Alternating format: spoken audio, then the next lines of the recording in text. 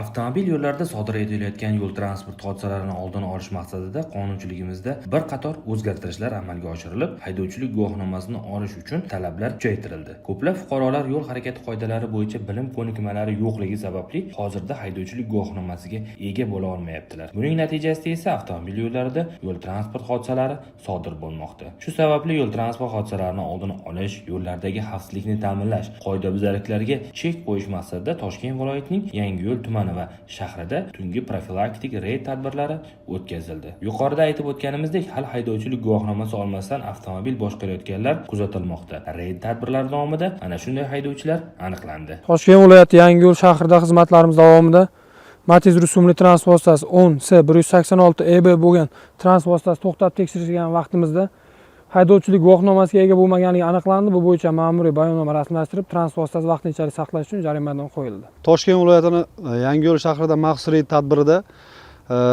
markaziy ko'chalarda harakatlanib kelayotgan BYD rusumli davlat raqam belgisi 10T373XA bo'lgan transport vositasi yo'l harakati qoidalarining 86-bandini qo'pol ravishda buzib kelganligi uchun to'xtatilganda haydovchi hech qanday me'yoriy hujjatlarsiz transport vositasini boshqarib kelganligi aniqlandi.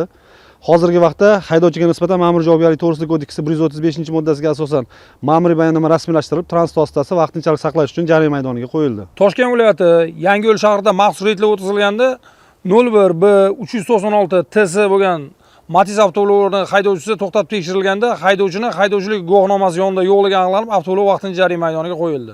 Reydlar davomida aniqlangan holatlar bo'yicha tegishli hujjatlar rasmiylashtirilib, avtoulovlar vaqtinchalik jarima maydoniga joylashtirildi.